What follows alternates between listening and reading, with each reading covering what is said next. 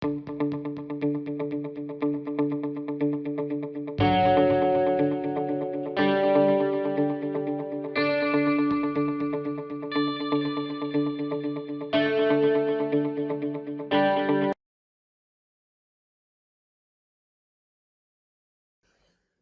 thank you for the honor you have done me by presenting this address of welcome.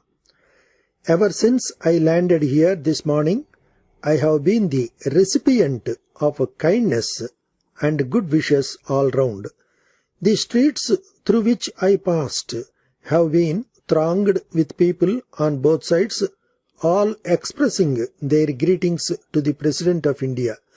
I am not vain enough to think that the great welcome is intended for me personally. It is really an expression of your joy at the attainment of a freedom and of a status which enables the people of this country to elect one from amongst themselves as head of the state of this vast land. I have listened with great interest to the address in which you have spoken about the difficulties which you as a corporation are facing. I think the problems are the same all over the country. Our cities are growing beyond all recognition. Big cities have grown 3 times and sometimes 4 times their size. Even smaller places have within the last 15 years grown double or treble their old size. All these towns and cities provide amenities on the basis of population.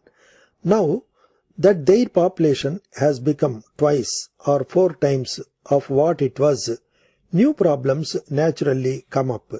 These problems are arising at a time when our financial position is none too happy. You have therefore to work with patience and also to conserve your energy and all your resources and use them to the best possible advantage of the masses at large. I am glad to learn that you have taken up the work of slum clearance and have made much progress.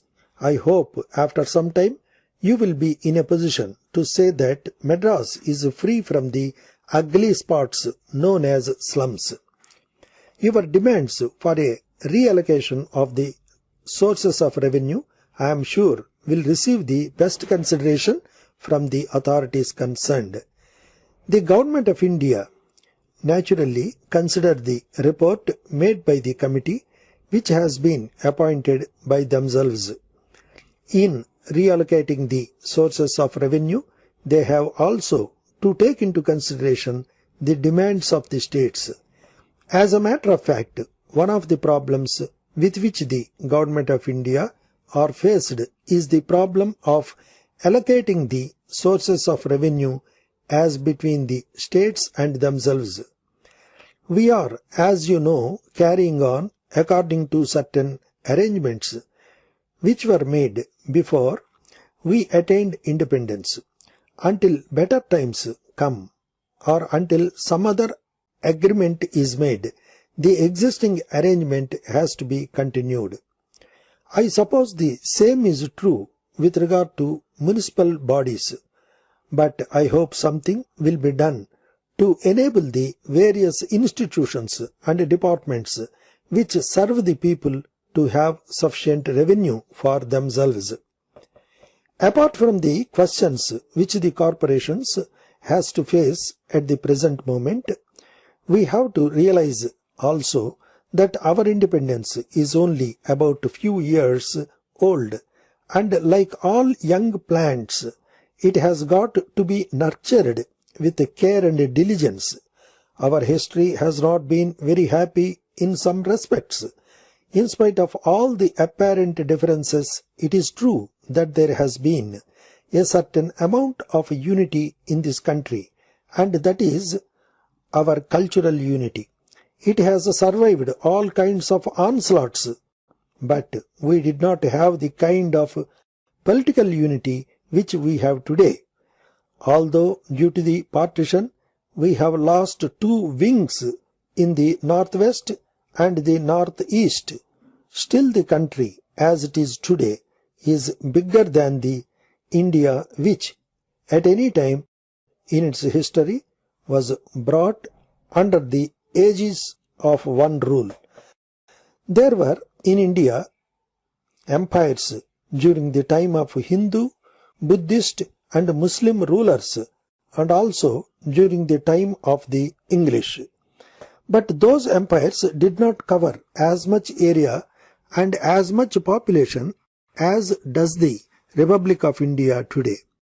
The Constitution, which we have framed with so much care and with so much labor, governs not only that part of India which was formally administered under the Government of India Act, but also that part of India which used to be under the rule of the Indian princess.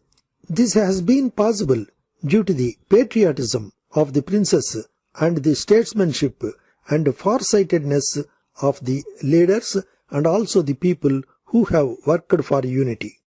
We have undoubtedly had a great many problems during the last 3 years of our independence. It must be said to the credit of the various administrations in the center and the states that they have managed to survive many difficulties under which they might well have broken down.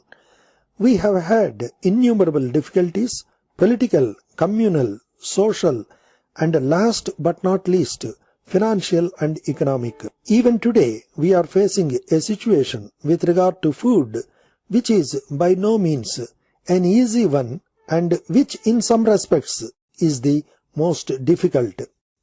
But let us have faith in ourselves and let us hope that we shall be able to conquer the difficulties as quickly as possible as we had done in the past.